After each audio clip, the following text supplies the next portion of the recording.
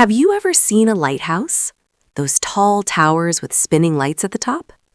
They guide ships through the dark. They're like giant nightlights for the ocean. But this story is about a very different kind of lighthouse and a very lonely lighthouse keeper named Mr. Thomas. Mr. Thomas's lighthouse had a secret, a magical secret. And Mr. Thomas? He'd been living there alone for 40 years. Want to know the weird part? He chose to be alone, on purpose. Why? Because this story is about being brave, saying sorry, and how it's never too late to fix a mistake. Ready? Let's meet Mr. Thomas. He's 70 years old, silver beard, blue sweater, never smiles. Every morning, the same routine. Wake up, check the beacon, make coffee, write in his logbook. Same thing, every single day, for 40 years. But Mr. Thomas liked boring, because boring meant he didn't have to feel anything. See, long ago, something sad happened. His wife died. His heart broke into a million pieces. He had a daughter named Sarah, only 8 years old.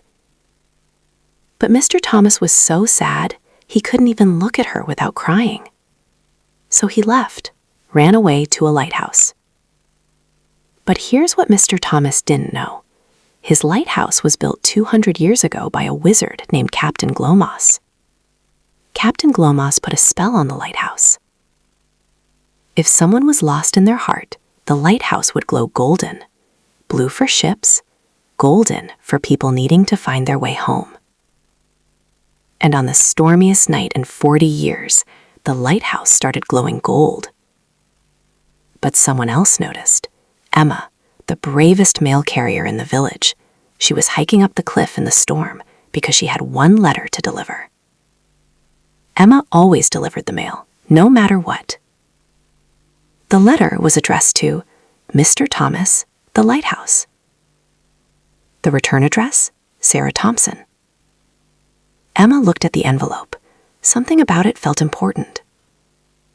So she climbed, rain pouring, wind pushing her back, but Emma kept climbing.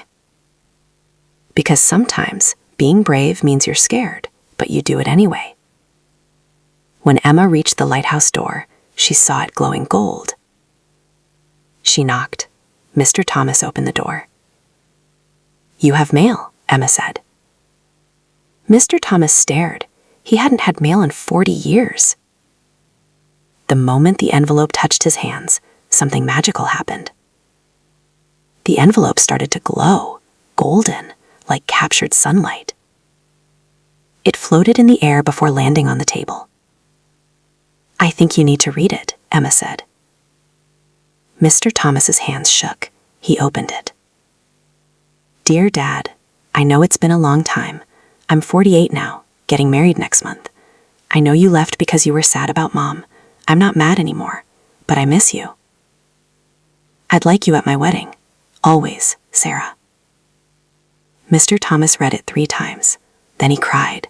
Big, loud, messy crying. Emma sat down next to him, waited. Finally, Mr. Thomas looked up. "I need to go. I need to see Sarah." But there was a problem. Mr. Thomas hadn't left the lighthouse in 40 years. He didn't know how to use a phone, didn't know how to buy a bus ticket. But Emma knew everything. "Come on," she said, "I'll help you." So they started their journey, and this is where the magic got really cool. The golden glow from the letters spread, lighting up the path. Fireflies appeared and danced around them. The rain stopped, the clouds parted. A rainbow appeared, at night.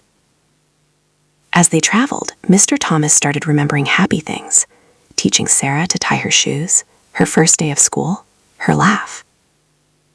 And remembering didn't hurt as much as he thought. Emma said, "You've been hiding because you thought that's what Sarah needed, but she just needs you to show up." Finally, they arrived, a small house with a white fence. Sarah's house. Mr. Thomas froze. Emma whispered, "You can do this." He took a deep breath, pushed the doorbell. The door opened. There she was, Sarah. 48 now, but she had her mother's smile. She stared, then whispered, "Dad." And Sarah did something incredible. She hugged him. "You came," she said. "You actually came." Mr. Thomas found his voice. "I'm so sorry. I was scared and sad. I didn't know how to be your dad without your mom, so I ran away. That was so wrong." Sarah looked at him. "I forgive you, Dad. It took a long time, but I forgive you." Forgiveness doesn't mean what someone did was okay.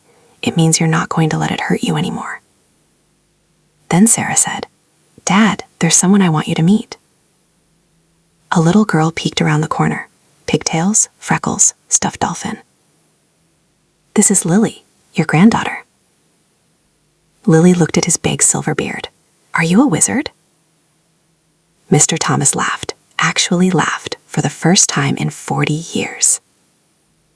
"No, but I live in a magical lighthouse. Want to hear about it?" The wedding was beautiful.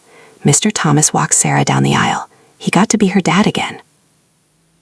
After the wedding, Mr. Thomas went back to his lighthouse, but everything was different. Photos of Lily on his mantle.